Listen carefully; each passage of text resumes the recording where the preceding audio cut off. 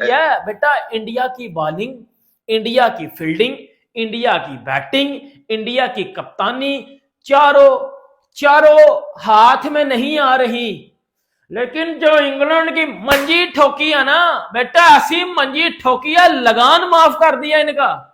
इनको लगान माफ नहीं किया बल्कि इनका लगान 4 गुना इनको ज्यादा दे दिया इस बार। सर इंग्लैंड दोबारा वापस आएगी कि नहीं आएगी, सबसे बड़ा सवाल आज का ये। फिर उसके बाद ये स्टेटमेंट लेनी है कि इंडिया वाकई बाप है क्रिकेट का। इंडिया ने क्रिकेट शायद पैदा नहीं की, लेकिन वो रूल कर रहा है। आप जो एक 100 करोड़ से स्टेटमेंट है ना कि इंग्लैंड जो है पानी क्रिकेट है उसको उससे हटाना है। आप सबसे बड़ी बात देखें कि यहाँ पे चाहे सीना कंट्री हो, यहाँ पे चाहे एशियन कंट्री हो, इंडिया के साथ जिसका ही मैच होता है उसको नाक की खानी पड़ती है। सर छोटा ही किसी को नहीं है, ऑस्ट्रेलिया को नहीं छोड़ा, इंग्लैंड को नहीं छोड़ा, अफगानिस्तान को नहीं छोड़ा, श्रीलंका को नहीं छोड़ा, न्यूजीलैंड को नहीं छोड़ा, अफगानिस्तान को नहीं छोड़ा, पाकिस्तान को नहीं छोड़ा। और भाई रह कौन गया, कौन खेलेगा इनके साथ? इंडिया वर्सेस इंडिया रहेगा बस, इसके अलावा कुछ ही रहता। अगर इंडिया का मैच इंडिया के साथ ही कराया जाए तो फिर इंडिया हार सकती है, अदरवाइज इंडिया नहीं आ सकती। आपने जैसे कहा ऑस्ट्रेलिया को T20 वर्ल्ड कप में हरा दिया, साउथ अफ्रीका को व्हाइट वॉश कर जाके हरा के, ठीक है, पाकिस्तान को आईसीसी इवेंट्स में हरा देते हैं, अफगानिस्तान को हरा दिया, न्यूजीलैंड को हरा दिया। और यही तो पॉइंट है कि इंडिया को हराए तो हराए कौन? सर सर्टिफिकेट इसके दे दें, वर्ल्ड 11 में खड़ा कर दो तभी जीत जाएंगे। अच्छा। इतनी स्ट्रॉन्ग टीम है इनकी। आप देखिए, आप सिंपल सी बात है, आप एक को पकड़ने जाते हो दूसरा खड़ा रहता है। जीत के इंडिया ने इंग्लैंड को ये बता दिया है कि भाई तुम बेसबॉल खेलो, जो मर्जी खेलो, हमारे सामने तुम्हारी दाल नहीं गलने वाली। टीम टू बीट है भारत, इसमें कोई शक नहीं है, इसलिए कि सारे बेसिस कवर्ड हैं। ऑन द डे रिलैक्स खेलते हैं, प्रेजेंट मोमेंट में रह के खेलते हैं, एक दो के ऊपर या परफॉर्मेंसेस पे डिपेंडेंट नहीं है। बॉलिंग लाजवाब है, उसमें कई वेरिएशंस हैं, वेराइटीज हैं। इसी तरह से बैटिंग में जो है वो सिचुएशन को सामने रख के अटैकिंग क्रिकेट खेलते हैं। फिर जो हमने T20 सीरीज में देखा था हाल इंग्लैंड का, और उसी तरह इंडिया ने कॉम्प्रिहेंसिवली ये मैच जीत लिया है फॉर्मेट, और पूरी पक्की टीम है हिंदुस्तान की, और पूरी बॉलर्स पूरे हैं, बैट्समैन पूरे हैं, उनके बॉलिंग ऑलराउंडर्स पूरे हैं, बहुत ही कमाल की टीम है। बट अगेन मतलब कि जिंदगी में सुकून लिखा ही नहीं हुआ, एक टेंशन जाती है तो दूसरी सामने आके खड़ी होती है। यहाँ पे अभी थोड़ा सा सुकून की राह मिल ही रही थी कि शायद जसप्रीत बुमराह 23 तारीख को पाकिस्तान के अगेंस्ट मैच में ना हो, बल्कि ये तो नजर आ ही रहा है कि नहीं होगा। थोड़ी सी राहत मिल ही रही थी कि चलो इस दफा नहीं इंडिया को छोड़ेंगे, बुमराह नहीं होगा, अब मजा आएगा। मतलब कि बुमराह अगर होता तो हमारे बल्लेबाजों ने तो वैसे ही डट के आउट हो जाना था, बुमराह नहीं होगा तो देख लेंगे। यहाँ पे थोड़ा सा सुकून की सांस क्या लो, अगले ही लम्हे कोई नई बला आ जाती है सामने। अब ये हर्षित राणा आपके सामने है, इसने 2 मैचेस खेले व्हाइट बॉल के। T20 के अंदर इसने डेब्यू किया, 3 विकेट लेके चला गया। ओडीआई के अंदर इसने डेब्यू किया, 75 के ऊपर 0 था इंग्लैंड, 75 में 0 था भाई साहब, 0। और इसने तीनों के तीनों विकेट लेके चला गया, 77 के ऊपर के 3 आउट हो गए। सोल्ट तो चलो, सोल्ट जो था वो तो रन आउट हुआ ना, उसके बाद डकेट आउट किया इसने, साथ ही साथ इसने हैरी ब्रूक को भी आउट किया। पूरी की पूरी एकदम से इसने लाइन ही लगा दी उनकी तो पकड़ के हर्षित राणा ने। क्या आप ये देखें कि इंग्लैंड 75 पे 0 था और 77 के ऊपर इंग्लैंड के 3 आउट हो गए थे। आउटस्टैंडिंग कमबैक किया, और कमबैक करवाने वाला कौन? ये हर्षित राणा। मतलब कि एक टेंशन खत्म नहीं होती, सामने दूसरी टेंशन पहाड़ की तरह यू सामने आके खड़ी हो जाती है कि भाई जितना खुश होना है हो लो, हम नहीं छोड़ेंगे अपा। अब यहाँ पे आप बॉलिंग देखो इंग्लैंड का, आप खुद सोचो, जिस टीम ने 75 रन बगैर किसी विकेट के स्टार्ट दिया हो, वो 248 के ऊपर आउट हुआ हो, हालांकि ये बड़ी बैटिंग फ्रेंडली विकेट थी। एट द मोमेंट नागपुर के अंदर ना पहला मैच ओडीआई मैच खेला जा रहा है, इंग्लैंड वर्सेस इंडिया। हर्षित राणा का डेब्यू है। अब हर्षित राणा का डेब्यू जैसा T20 में हुआ था ना, controversy, like for like, concussion replacement, उस सब को साइड पे करो, तो T20 का डेब्यू राणा जी का अच्छा हुआ था। 4 ओवर किए, 33 रन दिए, 3 विकेटें भी निकाल के। ये जो डेब्यू हुआ है ना ओडीआई में, ये बड़ा इंटरेस्टिंग है, बड़ा टेक्निकली हर्षित के लिए मेमोरेबल भी रहेगा और डिफरेंट भी है। हर्षित राणा बॉलिंग करने आते हैं नए गेंद से जनाब। हर्षित राणा को आते साथ ना 1 ओवर में शॉट मारता है 2 चौके, ठीक है। राणा जी को 2 चौके पड़ते हैं, उसके बाद राणा जी फिल सॉल्ट के ऊपर ही एक पूरा मेडन ओवर कराते हैं, पूरा फिल सॉल्ट के ऊपर। केकेआर में दोनों एक दूसरे के साथ खेलते रहे हैं, मेडन ओवर निकाला जनाब। उसके बाद ना सरकार, छठा ओवर था ये टीम इंडिया की बॉलिंग का और इंग्लैंड की बैटिंग का। हर्षित राणा को पड़े हैं 26 रन, 3 छक्के 2 चौके और मारे सारे के सारे फिल सॉल्ट ने। हर्षित राणा का हालांकि पिछला ओवर पूरे का पूरा फिल सॉल्ट के ऊपर ही मेंटेन किया है, लेकिन वो 6 गेंदे खेल करना फिल सॉल्ट ने अंदाज़ा लगा लिया हर्षित का पेस किधर है, हर्षित लाइन और लेंथ क्या पकड़ है, हर्षित का बाकी क्या हिसाब किताब है, फील्ड प्लेसमेंट्स के हिसाब से बॉलिंग कर रहा है नहीं कर रहा है, ये वो उस सारी कैलकुलेशन उन 6 गेंदों पर फिल सॉल्ट ने कर ली। और उन 6 गेंदों का जिसे कहते हैं ना तावान, ब्याज, वो अगले ओवर में निकाला हर्षित राणा के फिल सॉल्ट ने। 3 सही जिसे कहते हैं ना नेक्स्ट लेवल के गंगाड़ छक्के और उसके बाद 2 चौके। और उस ये जो था ओवर, इससे फिर ऑनवर्ड्स ही उसने कैरी किया फिल सॉल्ट ने। उसके बाद हर्षित राणा को साइड पे कर दिया गया, 2-3 ओवर का गैप देके उसको दोबारा लाया गया। अच्छा, हर्षित राणा जब वापस आया 1 ओवर में 2 विकेटें ले गया। Harshit Rana flying start by England. Harshit Rana सामने आए। हर्षित राणा, एक तो जाहिर सी बात है बहुत सारा सरप्राइज पैकेज था। मोहम्मद शमी की आज वापसी हो रही थी। एवरीबॉडी वाज एक्सपेक्टिंग के आप वरुण चक्रवर्ती को आपने डाला है तो वरुण चक्रवर्ती को क्या पहली ओडीआई में आप मौका दे देंगे, क्योंकि अगर वो तीसरे ओडीआई की बात हो रही है कि जसप्रीत बुमराह ने तीसरे ओडीआई में आना था, वो तीसरे ओडीआई की रिप्लेसमेंट है, तो तब तक तो कहानी निकल जाएगी ना। 11 फरवरी को तो टीम आप लोगों ने फाइनल ट्वीक करनी है। अब वॉशिंगटन सुंदर की जगह वरुण को लाना है या वरुण को सिर्फ सप्लीमेंट्री रखा हुआ है। लेकिन हर्षित राणा का खेलना आज बहुत बड़ा एक इशारा है, क्योंकि हर्षित राणा को पीछे रखा ही इसलिए गया था कि अगर जसप्रीत बुमराह की यहाँ अवेलेबिलिटी नहीं होती, और सुनने में आ जाए कि जसप्रीत बुमराह आजकल में उनके स्कैन्स भी होंगे और फिर एक पिक्चर क्लियर हो जाएगी, तो हर्षित राणा और यशस्वी जायसवाल को आज डेब्यू मिला, क्योंकि अपने करियर की दूसरा आज ऐसा ओडीआई है जिसमें विराट कोहली अवेलेबल नहीं थे। वैसे बड़ी हैरानी की बात है, ऐसा क्या हो गया? रोहित शर्मा ने बोला रात को नी में कुछ हो गया, मतलब रातों रात क्या हो गया? कोई साजिश तो नहीं लेके पहुंच गया विराट के पास, नीज अपनी खराब कर लो। याद है ना 2022 में अवेश खान को बुखार हुआ था, अरे भाई विराट को ना बुखार करवा देना, वो भी बहुत इंपॉर्टेंट है। बट ऑल इन ऑल जिस तरह इंग्लैंड ने आगाज किया था ना, एक ताबड़तोड़ इंग्लैंड का आगाज था। भाई साहब ऐसे आए फिल सॉल्ट और क्या कहते हैं अपना बेन डकट निकल के, और हर्षित राणा डेब्यूटेंट को उन्होंने टारगेट किया। उन्होंने बोला भाई इसके खिलाफ हम रन बनाएंगे 21 ओवर में, चौका छक्का छक्का चौका चौका छक्का डॉट छक्का, और वहां लगा के भाई साहब आज जरा इंग्लैंड यहाँ फ्लाइंग आगाज पे जाएगा, आपको 300 350 का मुकाबला देखने को मिलेगा। लेकिन कहते हैं ना क्रिकेट में एक गलती, एक विकेट, एक गलती आपको दूसरा विकेट देती है, दूसरा ब्रेक थ्रू आपको तीसरा विकेट लेके देता है। और एग्जैक्टली आज ऐसे ही हुआ, एक ऐसा brain fade run out Ben Duckett और फिल सॉल्ट के बीच में इतना ऑब्नॉक्शियस किस्म का मिक्सअप हुआ कि फिल सॉल्ट के जो एक्सप्रेशंस थे ना वो आप लोग के सामने थे, क्योंकि भाई फिल सॉल्ट को आज ताबड़तोड़ आगाज मिला था। आपको याद होगा ना तीसरे T20 में it was only Phil Salt, एक 55 फिल सॉल्ट ने बनाए थे, 10 रन नीचे से किसी ने बनाए थे, बाकी तो ऐसे थे कि किसी का पोस्टल कोड सिंगल डिजिट के ऊपर। सो यहां फिल सॉल्ट की जो एक्सप्रेशन थे वो गलत नहीं थे, क्योंकि 90 ओवर के अंदर 75 रन लग चुके थे। फिल सॉल्ट 26 डिलीवरी से 43 रन के ऊपर थे, ऑलरेडी 3 छक्के 5 चौके वो मार चुका था। साथ में बेन डकेट भी बड़ा जबरदस्त आगाज कर रहा था। लेकिन हर्षित राणा शुरू में वो बिल्कुल एक्सपेंसिव हुआ, लेकिन एक यंगस्टर की खुशी की बात मुझे ये लगी कि वो बंदा रेडी था उस चैलेंज के लिए। He was ready to grab those chances. उसको पता था कि भाई अपनी लाइन और लेंथ के साथ कंसिस्टेंट रहना, अपना जो प्लान मैं मैनेजमेंट के साथ डिस्कस करके लाया हूं उसकी कंसिस्टेंसी को यानी खराब करना।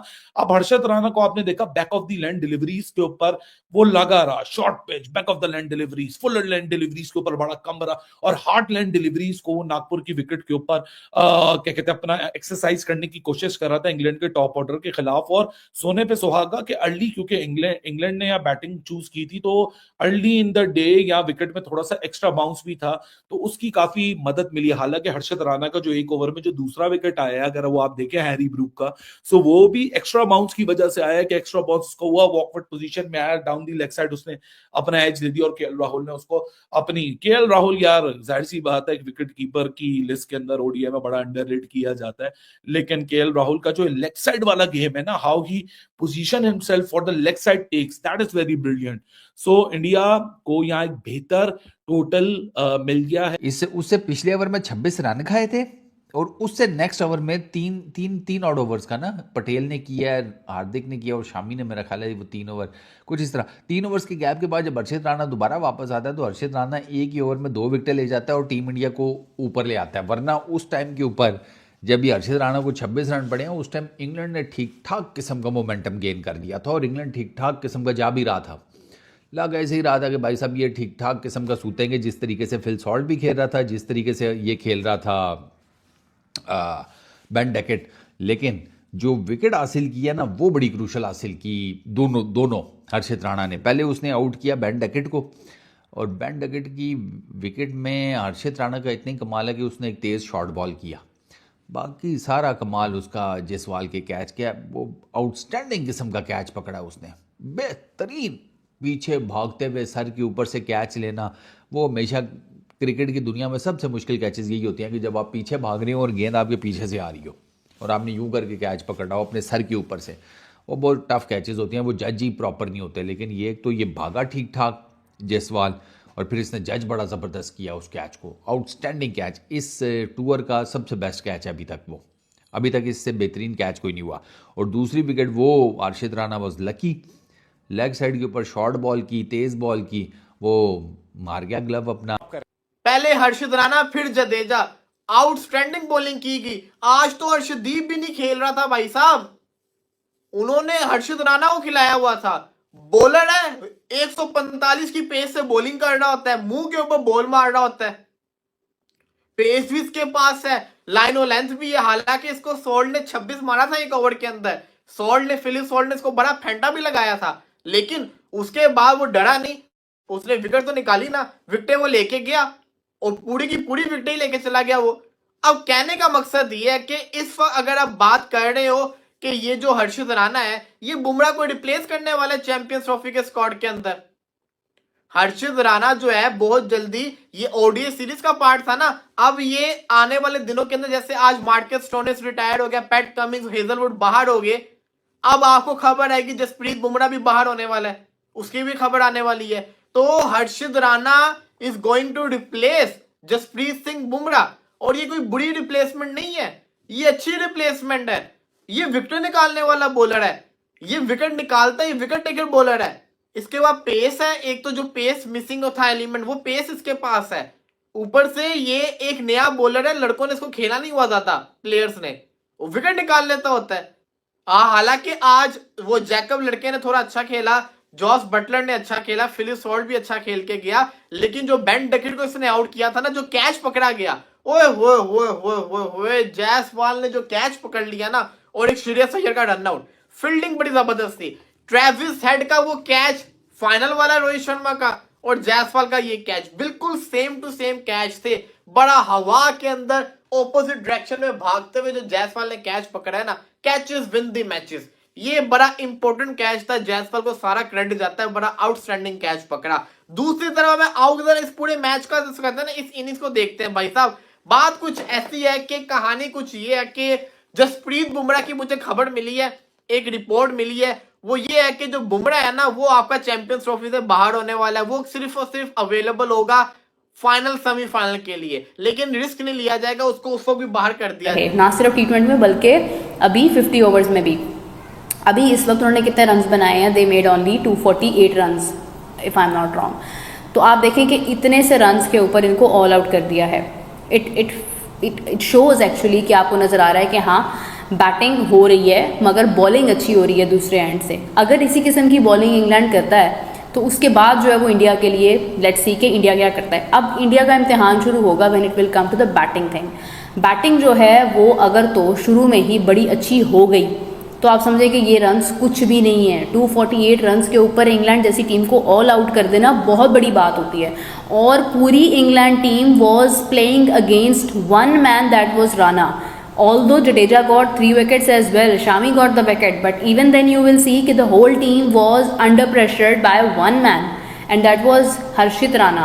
उसने ऐसा इनके ऊपर दबाव डाला, ऐसा प्रेशर डाला कि पूरी टीम जो है उसको एकदम से कोलैप्स कर दिया। Suddenly it went all out of it. और उसके बाद आपको नजर आया कि ओनली 248 रन्स 50 ओवर्स के मैच में। आप देखें इंग्लैंड जैसी टीम जो कि बेसबॉल क्रिकेट के नाम से जानी जाती है, जिन्होंने जो रन्स बनाने की मशीन समझी जाती है, उनको प्रॉब्लम। चले T20 का आपने टूर्नामेंट देखा, वो सारी उनकी टीम वो थी कि जो उनकी अपकमिंग फ्यूचर है, जो उनका फ्यूचर है वो वाली टीम थी। 2026 के लिए वो टीम आप कंसिडर कर सकते हैं। उसमें विराट नहीं था, उसमें रोहित शर्मा नहीं था, but you have seen the results.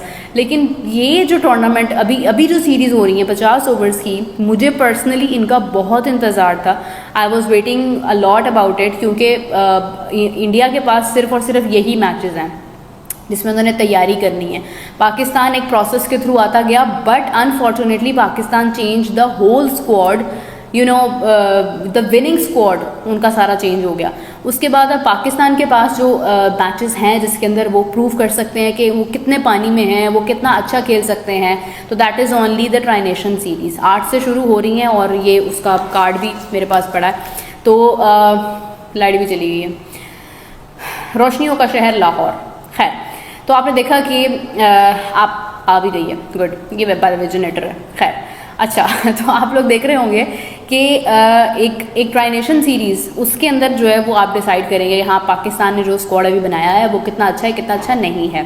10 तक आपके पास रिजल्ट्स होंगे, आप बता सकेंगे कि हाँ आपने क्या करना है क्या नहीं करना, और 11th is the last date जब आप अपना स्क्वाड बदल सकते हैं। तो पाकिस्तान एक प्रोसेस के थ्रू आ रहा था, लेकिन यहाँ पर आकर एक बैलेंस हो गया। यही कहानी हमने T20 में भी देखी थी। वहां पे भी आखिरी के 3-4 ओवर में उनके बॉलर्स ही कहीं ना कहीं थोड़े से रन्स करते थे अपनी टीम के लिए। बैट्समैन जिनकी जिम्मेदारी है, जिनकी रिस्पॉन्सिबिलिटी होती है कि वो अपनी इनिंग्स को इस तरह का प्लान करें कि थ्रू आउट द इनिंग्स वो खेलते रहें।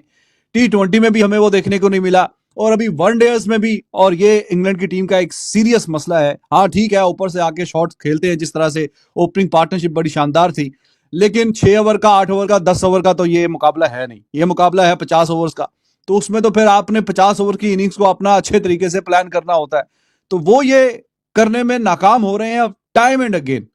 छोटे फॉर्मेट में भी हमने देखा, और ये बड़ा फॉर्मेट जो 50 ओवर वाला, और ये अभी की बात नहीं है, इनका वर्ल्ड कप भी 2023 का ऐसा ही था मोर और लेस। ये हर मैच में वहां पे भी इनके ऑल आउट हो रहे थे, सारी की सारी टीम आउट हो रही थी, और ये पूरे अपने 50 ओवर का कोटा भी नहीं खेल के जा रहे थे। और वही कहानी आज फिर भी हुई है कि 50 ओवर का कोटा ये पूरा नहीं खेल सके, और at the end of the day वो जोफ्रा आर्चर ने एक चौका छक्का चौका मारा करते कराते थोड़े से रन्स जो आगे बढ़े हैं, 250 के करीब पहुंचे हैं, वरना तो उससे नीचे नीचे ही जो काम है वो तमाम हो जाना था। तो ये एक संजीदा मसला है कि आप 50 ओवर में अपने पूरे ओवर भी ना खेल सकें, और जो टॉप ऑर्डर बैट्समैन है या वो तो अच्छा परफॉर्म करते हैं, लेकिन उसके बावजूद ओपनर के अच्छा करने के बावजूद हमने T20 में भी देखा ओपनर की अच्छी पार्टनरशिप लग रही है, नीचे आके फिर एक के बाद एक विकेटें गिरती जाती हैं। तो यही कहानी यहाँ पे भी। तो इंग्लैंड एक दफा फिर बहुत अच्छे तरीके से प्लान नहीं कर सका कि आखिरी ओवरों में भी उनका कोई स्टैब्लिश बैट्समैन खड़ा हो क्रीज पे। तो इसमें हैट्स ऑफ टू इंडिया कि उन्होंने पूरी सीरीज में ये काम करके रखा हुआ है कि उनको T20 में भी उस जोन और उस फेज में जाने ही नहीं देते कि एंड पे जब आप देखते हैं ना T20 में भी 3-4-5 ओवर रह गए हैं और बैट्समैन एस्टैब्लिश खड़े हुए हैं और वो चौके मारेंगे छक्के मारेंगे, उस वाले जोन में T20 में भी नहीं जाने दिया, और आज भी उस जोन में जाने नहीं दिया एंड पे कि ठीक है जी आखिरी 8 ओवर रह गए हैं, 6 ओवर रह गए हैं, तो अब यहाँ पे, वरना तो अच्छी टीमों से मुराद है कि जिनके बैट्समैन एंड पे खेल रहे होते हैं, तो आपको पता है कि आखिरी 8-10 ओवरों में तो 80-100 रन ओडीआई में बन जाता है। लेकिन शर्त यह है कि आपके अच्छे बैट्समैन खड़े हों क्रीज पे, तो तभी ये पॉसिबल हो सकता है, वरना नहीं। और ये इंडिया ने इंग्लैंड को ऐसा करने नहीं दिया अभी तक, ना T20 में ना ओडीआई में। आज भी वो बैटल था, लेकिन सिराज का मिस्टेक हुई है। अच्छा, एक पेस बॉलर्स के अगर हम 1 to 45 ओवर वाली अवेलेबल हो हमारे पास, जो ओवरऑल एक हमें नजर आ जाए, तो अगर है फास्ट बॉलर्स की इंडियन 1 to 45 ओवर अभी तो की थी नहीं, वो तो हमने अलग-अलग की है ना, 45 to 46 to 50 एक कलेक्टिव थी। चलें छोड़ें, हम आगे चलते हैं। नहीं, मैं 41 से लगाना जरा, 41 से 45 तक। नहीं, ये तो हमने ब्रैकेट्स पूरी कर ली हैं, पूरे आपने कर लिए। मैं कह रहा हूँ एक टोटल हमने डेटा बनाया हुआ था जो 1 to 45 का टोटल था। स्पिनर्स का देख लेते हैं, उसके बाद देख लेते हैं। ठीक है, चलें आ जाए। अच्छा, ये पेस बॉलर्स की इकोनॉमी और वो अभी हमने नहीं देखना परसेंटाइज। नहीं, अभी हम स्पिनर्स पे चलते हैं। बहुत इंपॉर्टेंट है, 4 स्पिनर्स हमें नजर। सो हेलो फ्रेंड्स, कैसे आप सब? अच्छा करते आप लोग अच्छे होंगे और स्वस्थ होंगे। देखा दोस्तों वीडियो में आपने किस तरह से पाक मीडिया की कह रही है कि भारत ने इंग्लैंड को बुरी तरह से हरा दिया है, इसलिए चैंपियंस ट्रॉफी जीतने की संभावना भारत का ही है। आज शुभम गिल ने जिस तरह से बैटिंग की है उससे पाक मीडिया की नींद उड़ गई है। अब वो कह रहे हैं भारत की युवा बल्लेबाजों की फॉर्म में वापस आ चुकी है। भारत ने अपने टीम में ऐसे खिलाड़ी रखे हैं कि अगर 2-3 खिलाड़ी आउट हो जाए तो भारत को कोई फर्क नहीं पड़ता है, क्योंकि उनकी टीम में सभी खिलाड़ी ऑलराउंडर है। कोई न कोई बल्लेबाज आकर विपक्षी टीम को धो देता है और भारत मैच बड़ी आसानी से जीत जाता है। अभी तो जसप्रीत बुमराह अभी नहीं है टीम में, उनके आने के बाद टीम बहुत मजबूत हो जाएगी। इसी सब कारण की वजह से पाक मीडिया ये कह रही है कि भारत चैंपियंस ट्रॉफी जीत जाएगी। अगर आपको ये वीडियो अच्छी लगी तो लाइक, शेयर और सब्सक्राइब का बटन दबाना ना भूलें और हाँ, कमेंट में अपनी राय देना ना भूलें। जय हिंद, वंदे मातरम।